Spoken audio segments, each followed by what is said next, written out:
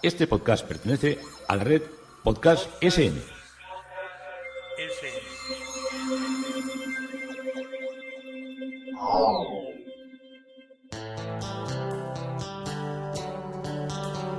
Historia con sentido. Un podcast realizado y presentado por Juan Carlos González.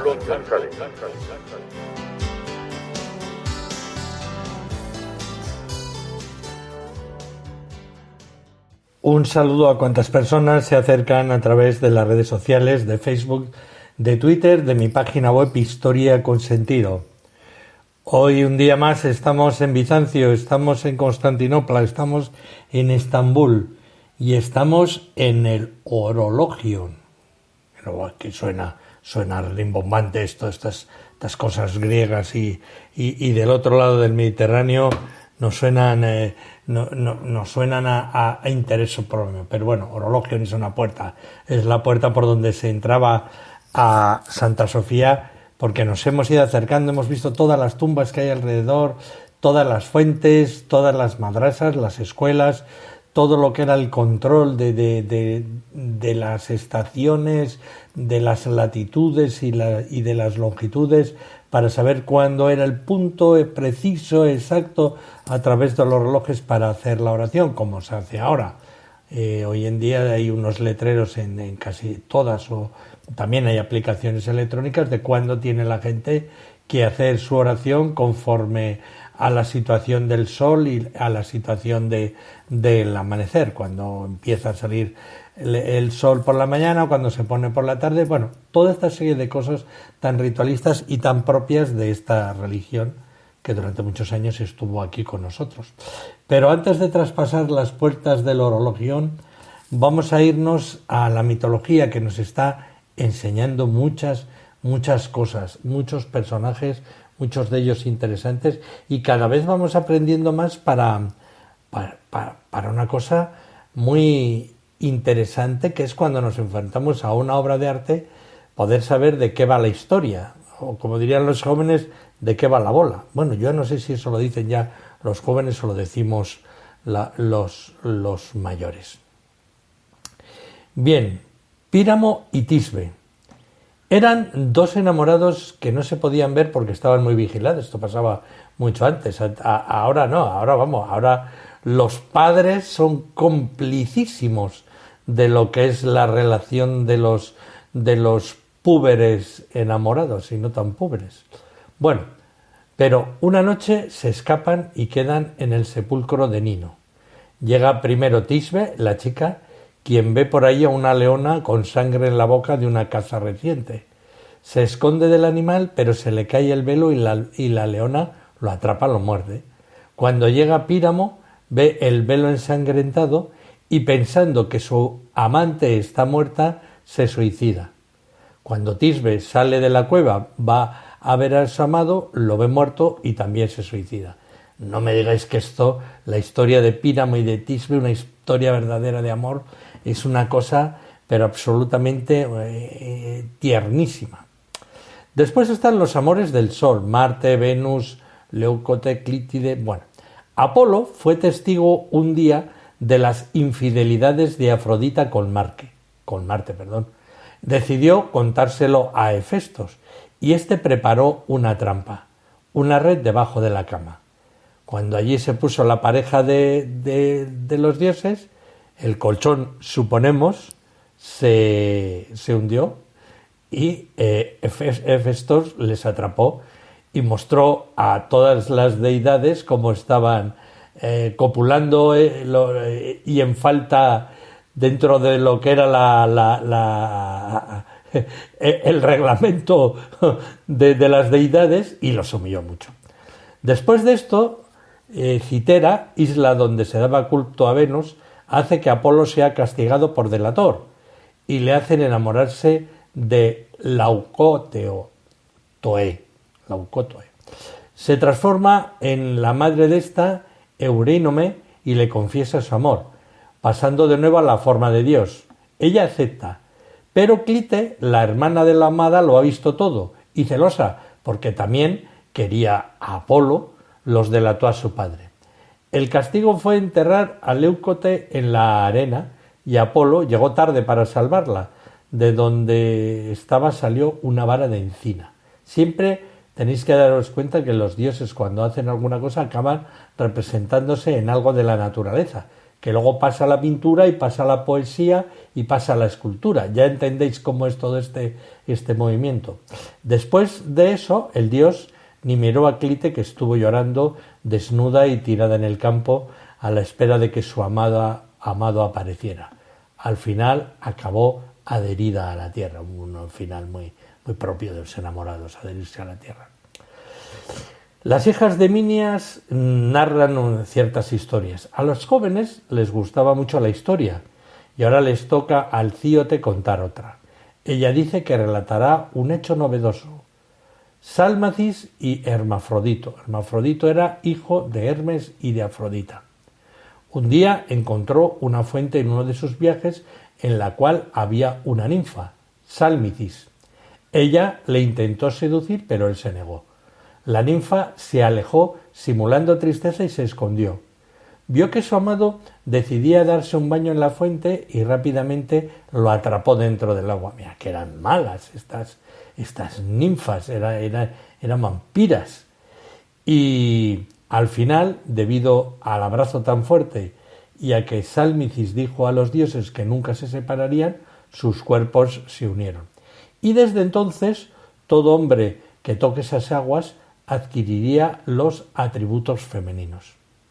La metamorfosis de Hermafrodito y Sálmacis es una obra, de vez en cuando os voy a referir a algunas obras interesantes, del pintor flamenco Django Saer llamado Mabís, que fue realizado hacia el año 1520 y está en una tabla que mide 32 centímetros, que se conserva, no es muy grande, en el Museo Boijmansband de Rotterdam, en los Países Bajos, pero es muy bonito.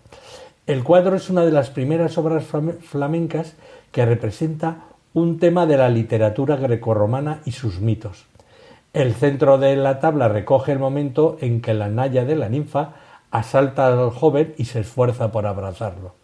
En un segundo plano, a la izquierda, se ve la transformación de ambos en una sola persona. Django Saer, también conocido como Django Saer y con los sobrenombres de Mabís, El Mabís y Jan Mabís, fue un pintor flamenco que es tenido por uno de los primeros que trajo a Flandes lo que eran, no sé si la palabra, las recetas o el idealismo o el estilo del Renacimiento italiano y más en concreto del romanismo. Las hijas de Nimias, las tres hermanas, ya han terminado en un momento concreto de contar sus cuentos y se acaba el día. Pero de repente las tinieblas la rodean y sus cuerpos son modificados, añadiéndose alas y físicamente se encogen. Es decir, son los murciélagos.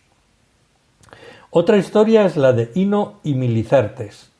A Saturnia, Hera, no le gusta que Atamante sea el rey de Tebas, donde ocurría todo esto que hemos visto de Baco en capítulos pasados, esa pelea, que no querían a un dios que oliera a vino, por Dios, y hemos estado acostumbrados a la gente que bebe vino en las tabernas a todas horas. Así que decide encargar a Erinia que les vuelva locos a él y a su mujer Ino. Lo hace y Atamante se vuelve loco matando a su hijo bebé Learco, lo arroja contra una piedra. El otro vástago no pudo asesinarlo porque Ino, también enloquecida, huye con Milicertes y consigue que le ayude Poseidón, se sube a una roca. Al final, ella y su hijo son convertidos en dioses, llamándose ahora Leucoteoe y Palemón. Compañeras de Ino, las amigas de Ino fueron a la roca donde ésta había desaparecido y creen que ha muerto arrojándose al mar, así que critican a Juno por haber sido tan cruel. La diosa, como castigo a los insultos, las convierte en piedras o en peñones que rodean a esos peñones que se meten en el agua y que son abatidos por las olas. Los megarenses contaban que mientras que el cuerpo de la madre fue devuelto a la orilla, cerca de la ciudad y enterrado por las hijas de Clesón, hijo del egipcio Lelege, el del niño fue llevado por un delfín hasta el istmo de Corinto, donde fue recogido por Sísifo, quien le dio sepultura. Le erigió un altar junto a un pino y lo convirtió en un dios marino protector de los juegos ístmicos con el nombre de Palemón. Y ya veis que es también lo del istmo, la separación estrecha entre dos mares. Esta representación de un niño montado sobre un delfín guiándole con un ramal o con una cuerda atada al morro del delfín aparece, es una de las cosas que más aparece en todo lo que eran las representaciones en mosaicos. Este era el tema del océano, el tema de las fuentes, el tema de cuando había algún tema marinero que se mutaba con una deidad o con un personaje humano cercano a un semidios, pues es cuando aparece esta representación, ya os digo, muy, muy repetida. La veremos, la seguiremos viendo y os recordaréis de estos delfines, de Sísifo y de los juegos ístmicos y de todas estas cosas que estamos viendo. Pero vamos a la puerta, vamos a traspasar la entrada, la impresionante entrada de Hagia Sofía. Bueno, para ingresar a Hagia Sofía, la manera más bella en la que nos va a producir, nos va a dejar estupefactos y boquiabiertos es desde el sur, a través de la puerta de bronce que os he dicho que se llama Orologión, que ahora se usa como puerta de salida y de entrada a la vez también. Cuando llegas al lugar donde porque se sale y se entra por el mismo sitio, no es por otra cosa, se sale y se entra por el mismo sitio hasta que entras al nártex y en el nártex sales por el fondo y entras por la mitad del nártex. No sé si se me ha entendido bien, pero yo creo que sí. Cuando llegas al lugar donde los guardias del emperador esperaban en la entrada, te encuentras con un magnífico mosaico en la puerta. Este mosaico, ubicado en la puerta lateral, que ya estás dentro del nártex interior de Hagia Sofía, hay dos emperadores, María y el niño Jesús, que aportaron mucho a la ciudad. Las placas de bronce de las puertas fueron traídas por el emperador Teófilo desde un templo de Tarso en el año 837. Los revestimientos de época helenística de esta puerta fueron saqueados y llevados a Europa durante la invasión latina en el año 1204. Y sobre la puerta está el mosaico en donde Constantino le dio un modelo de Estambul a Marerin y Justiniano el Grande le dio un modelo de Hagia Sofía. Pues os he dicho que había dos emperadores aparte de Jesús y de María. El mosaico aquí se realizó durante el reinado de Basilio II, en los años Basilio II, que está entre 968 y 984, y fue también encontrado en 1849 durante las restauraciones de Fossati, porque como os había dicho estaba todo tapado con cal. María está representada entre los dos grandes emperadores, Constantino y Justiniano el Grande. María está sentada en el trono, ella toma al niño Jesús en sus brazos y los pies de María pisan una plataforma cubierta con mosaicos de plata y piedras preciosas. María siempre se representa con ropa azul oscuro en el arte bizantino. Y en el mosaico están los símbolos de MP y OA al nivel de la cabeza de la Virgen María. Ambos símbolos significan la Madre de Dios. Sentado en el regazo de la Madre, el niño Jesús sostiene un rollo con la otra mano mientras hace una señal de bendición. La expresión de su rostro es más de un adulto que la de un niño. A la izquierda de María, el emperador Constantino le presenta a María una maqueta de Santa Sofía. Esto es encantador. Este mosaico es absolutamente increíble. Y en la espalda del emperador, la inscripción escrita de arriba abajo, en letras azul oscuro de los mosaicos dorados, dice: el gran emperador Constantino entre los santos. Constantino, quien trajo el cristianismo a Estambul y al mundo romano, no está en el siglo IV en el que vivió, sino en el siglo X en el que se hizo el mosaico. Y a la derecha de María se encuentra el emperador Justiniano el Grande, que estuvo desde 527 a 565, y el emperador ofrece a la Virgen María un modelo de Hagia Sofía.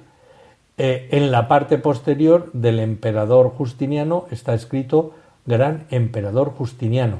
Es como una manifestación, como una exposición histórica de lo que es eso, de lo que está pasando cuando vas a traspasar esa puerta, que es como una donación a la fe de los emperadores, a Jesucristo y a la Virgen. Desde que los avaros son un pueblo bárbaro, no es que fueran avaros, bueno, no sé si serían avaros, pero desde que esta tribu bárbara sitiaron la ciudad en el año 626 a.C., cuando la gente estaba temerosa y aterrorizada, Mairen ha sido aceptada, María, así fue aceptada ya con posterioridad como la salvadora de la ciudad, aunque se remontaría a lo que eran esos años citados. Este mosaico conecta con el fundador de la Nueva Roma, con Hagia Sofía y con la fundación de esta iglesia. Los emperadores visten atuendos imperiales bizantinos medievales y las cuatro caras disponibles son realistas, con finos detalles y matices para una construcción del siglo X. Como os digo, se accede a la puerta principal de Hagia Sofía desde el nártex interior a través de 9 puertas. Las 3 puertas centrales estaban reservadas al emperador y datan del siglo VI, y en la puerta más grande de Hagia Sofía tiene unos 7 metros de alto. La puerta del emperador, que es alta, tenía también un marco de bronce hecha de madera de roble, y sus alas estaban, como os he contado, cubiertas también de metalizadas o chapeadas de bronce. Y estas puertas permitían al emperador y a sus servidores entrar a la iglesia desde el punto más perfecto. Las alas de la puerta de roble del medio a estas 3 puertas estaban recubiertas, como os he dicho, y los adornos de oro de la puerta fueron nuevamente tomados por los latinos. Hoy es la puerta de entrada general. En las fuentes romanas orientales se afirma que la puerta pudo haber sido hecha con la madera del arca de Noé, ya aquí ya sí que rizamos el rizo, así como con la madera del arca donde se guardaban las tablas de los antiguos judíos. Las tablas sagradas de los antiguos judíos, pues de lo que es la historia del Éxodo. En el mosaico sobre la puerta, Jesús está sentado en su trono sobre un suelo dorado. El trono, que es similar al trono bizantino, está decorado con perlas y piedras preciosas, y cuando Jesús se sienta en el trono, bendice con su mano derecha. Del Evangelio de Juan que sostiene a la izquierda, sostiene un evangelio, el de San Juan, que sostiene en su mano derecha, y se lee en griego la siguiente frase: la paz sea con vosotros, se supone para quien atraviesa la puerta, soy la luz del mundo, Jesús es sabiduría, luz y paz.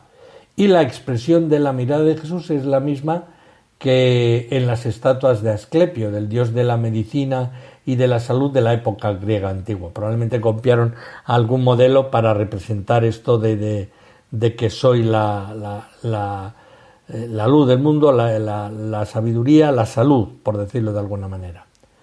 El emperador Leo VI, entre el 886 y 912, está en una muestra de lealtad a sus súbditos, arrodillado ante él, casi como acurrucado, con la frente tocando el suelo y las manos extendidas en súplica. Los emperadores entrarían en Hagia Sofía inclinándose, probablemente arrodillándose, probablemente incluso humillándose hasta besar el suelo, como hacen los musulmanes cuando besan cuando se inclinan en la postración suma. Pues parecido sería lo que hacían aquí los cristianos de entonces. Este mosaico está flanqueado a ambos lados por 2 bustos en medallones, uno de la Virgen María, el que refiere la encarnación de Jesús, el otro es el del arcángel Gabriel, el ángel de las buenas noticias, que Jesús vendrá al mundo, y Gabriel, como sabéis, es uno de los 4 ángeles importantes en la religión islam. Su deber es llevar las órdenes y prohibiciones de Alá a los profetas. Así como nosotros tenemos Gabriel, Rafael, Miguel y no me acuerdo del otro ahora, ya me saldrá. Los musulmanes tienen también 4 ángeles, que son el Gabriel, el que hemos visto, Micael, que es nuestro Miguel, Israfil y Azaril. Tienen también un gran trabajo de estos personajes que andaban del cielo a la tierra, de la tierra al cielo. Las manos extendidas de María, que muestran su invocación a Jesús en nombre del emperador, son paralelas en dirección y movimiento a las manos extendidas del emperador a Jesús. Se piensa que el mosaico fue realizado a finales del siglo IX o a principios del siglo X. Al interior se ingresa al compartimento principal a través, como os he dicho, de las 9 puertas. El ancho del compartimento principal es de 32 metros y está separado de las naves laterales por 4 pilares. Las dimensiones del cuerpo principal, incluidos los pasillos, son 74 por 69 metros. Para que os hagáis una idea, ahí cabría un barco grande. Si incluimos en la artexa interior y exterior, su longitud alcanza 92,25 metros. Se sabe que había un símbolo de cruz en el centro de la cúpula en el siglo VI durante el periodo bizantino, que sería fechado en el 842 de la época del profeta, o sea, en el 842 para nosotros. Se está haciendo un retrato de Jesús en esa representación. Este mosaico fue dañado en 989 y se derrumbó por completo en el año 1346. Acto seguido se colgó el mosaico del Cristo Pantocrátor, gobernador del universo, realizado sobre una losa de 11 metros de diámetro durante el reinado del emperador Juan Paleólogo en el año 1355. No se sabe si una parte del antiguo mosaico quedó bajo la escritura caligráfica actual.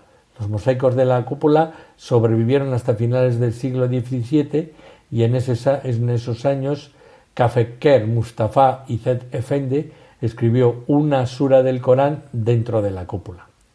Las naves laterales tienen 18 metros de ancho, hay 40 columnas en el piso inferior y hay 67 columnas en el piso superior de Hagia Sofía.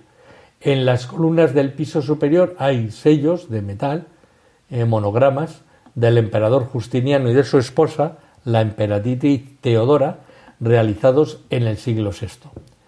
Del templo de Artemisa en Éfeso se trajeron 8 gigantescas columnas de pórfido verdes del piso inferior. El templo de Artemisa en Éfeso fue quemado en el 356 a.C. por un griego llamado Erostratus, que quería inmortalizar su nombre con sus destrucciones. Dado que el color púrpura era el color imperial de Bizancio, las tumbas de los emperadores estaban hechas de piedra de púrpura similar. Hay estos sarcófagos de tumbas en el jardín del Museo Arqueológico, o sea que algunas piedras, algunas columnas acabaron transformándose en tumbas, o algunos trozos de metal, de roca de ese material que trajeron. El piso está cubierto con mármol local de la isla de Mármara, la mayor parte de la cual sobrevive. Lo que pasa es que está tapada por las grandes alfombras y está cortado de norte a sur por bandas de mármol verde. Las paredes, desde el piso hasta los arcos, están cubiertas por mármol de Tesalia, de Grecia, y los pilares y las paredes están alineados en 3 filas y cubiertos por largas placas de diferentes colores. Dado que las losas se obtienen dividiendo un solo bloque de mármol y uniéndolo uno al lado del otro, sus vetas naturales forman partes simétricas a lo largo de un eje central. Estos recubrimientos tienen un espesor de 2 a 3 centímetros. Losas dobles, losas simples, largas, enmarcadas por molduras de barra realizadas con mármoles de Numidia argelino y frigio rosa, técnica del pórfido egipcio, y los revestimientos de colores crean pues una especie de estado translúcido e podemos decir que imaginativo, un verdadero efecto de fluidez. Lo mismo ocurre con los mosaicos dorados parpadeantes que cubren la cúpula, las semicúpulas y las bóvedas. El centro de la cúpula del joven Isidoro, cuando se construyó por primera vez, estaba decorado, como os dije, por una enorme cruz con 7 círculos para que el Salvador del mundo entero protegiera a la Iglesia para siempre. Ya veis que esto es impresionante, no hay palabras para poder definir las cosas. Hay capiteles de columnas de diferentes estilos, todos el mármol blanco, pero claro, uno es más pequeño que un trocito de la columna. Y en ambos pisos, los cuerpos de columnas de mármol verde de la serie de columnas principales llevan capiteles en forma de cuenco en la parte superior. Y estas cabezas están decorados con hojas de palma y de acanto. Algunos de los capiteles tallados en Hagia Sofía están recubiertos con dorados. No hay 2 cuencos iguales, las formas más ornamentadas en piedra talladas que separan la planta baja y el piso de la galería son obras únicas de este arte antiguo. A la luz del día, en el interior de la iglesia se inundaba de la luz por los haces de luz que se filtran a través de las innumerables ventanas de diferentes tamaños. Y la luz simboliza la sabiduría, de ahí viene Sofía, Hagia Sofía es santa sabiduría, y la salvación que traerá. Esta referencia a la luz está conectada con la dedicación de la Iglesia a Jesús, en el sentido de Dios, de luz del mundo, de Salvador de la humanidad, de luz y resurrección de todos. Hagia Sofía. Siempre volvemos a esta terminología. Lo más probable es que la armonía de colores de la luz del siglo VI fuera más suave que en la actualidad. La razón de esto fue el vidrio de ventana de color que se usó en las iglesias bizantinas después de la época de la iconoclasia en Estambul, pero desapareció. Hay representaciones de ángeles de la cúpula. Todo el mundo me preguntaba, ¿pero han quitado todo? Ahora que está otra vez mezquita. Pues no, están los ángeles. 4 figuras de ángeles inigualables están grabadas en los colgantes de la cúpula. Estos ángeles son representaciones de los serafines, que consisten en una cabeza y 6 alias, que se creen protegen el trono de Dios en el cielo, según el libro del Apocalipsis. Los ángeles del este estaban hechos con mosaicos y los 2 ángeles del oeste estaban rehechos durante el periodo romano oriental y renovados ya como frescos. Los rostros de las figuras de ángeles de los colgantes estaban cubiertos por una tapa de metal de forma de estrella durante el periodo otomano. Durante las reparaciones del mosaico realizadas en la cúpula en el 2009, se abrió la cubierta que cubre el rostro de la representación del arcángel del noroeste, revelando el verdadero rostro del ángel, que te mira allí desde allá arriba y se le ve muy bien. Según la creencia, es Azarel que predice la muerte de los emperadores. Micael preside los ataques del enemigo y Gabriel y Israfil, Rafael, creo que era el que me faltaba deciros, predicen los eventos que sucederán. Todos los mosaicos que vemos en Hagia Sofía se hicieron después del final del periodo iconoclasta, que comenzó en el año 867. Los hermanos Fossati, que llegaron a Estambul para la reconstrucción del edificio de la embajada rusa, comenzaron a limpiar los mosaicos en 847 por instrucción del sultán Abdülmecid. Quitaron la capa delgada de los mosaicos y aparecieron los dibujos. Y los dibujos, las copias están en los archivos de Suiza. En estos años, el gobierno alemán envió a Wilhelm Salzberg a Estambul para ayudar a la restauración. Salzenberg también hizo dibujos y los publicó en su país. Cuando los hermanos Fossati limpiaron los mosaicos, el sultán Abdülmecid visitó Hagia Sofía y examinó los mosaicos. Quería que los mosaicos se cubrieran con una capa que pudiera quitarse fácilmente en el futuro para que no se deterioraran con el contacto con el aire. Pero en 1932 la República de Turquía ya volvió a limpiar los mosaicos esta vez con un método científico, y en el año 1958 Thomas Whittemore, de la Institución Histórica Bizantina en América, limpió todos los mosaicos y publicó sus dibujos en detalle. Los terremotos, la negligencia y el abuso causaron la destrucción de muchos mosaicos magníficos en el mundo, pero dado que los turcos respetaron y usaron la estructura que heredaron, pues han sobrevivido hasta el día de hoy en unas relativas buenas condiciones y que podemos apreciar y observar y contemplar y que nos producen tanta admiración. Y hasta aquí nos ha traído hoy el paso del Orologión, que era la entrada dentro de la iglesia, de la incomparable iglesia de Hagia Sofía, Santa Sofía, hoy Mezquita de Santa Sofía. Historia con sentido, Juan Carlos González, un día más, encantado de acercaros una parte de la historia.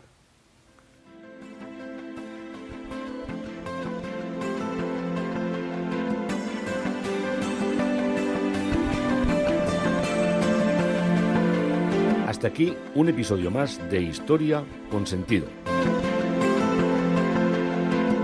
El podcast que te habla de historias de la historia, sucesos, eventos, como si el ayer fuera hoy.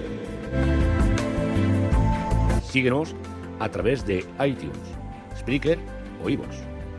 Contacta con nosotros por correo electrónico escribiendo a podcast@historiaconsentido.com. Nuestra web www.historiaconsentido.com. Y en Twitter nos encontrarás como @historiasentido. Este podcast pertenece a la red Podcast SM.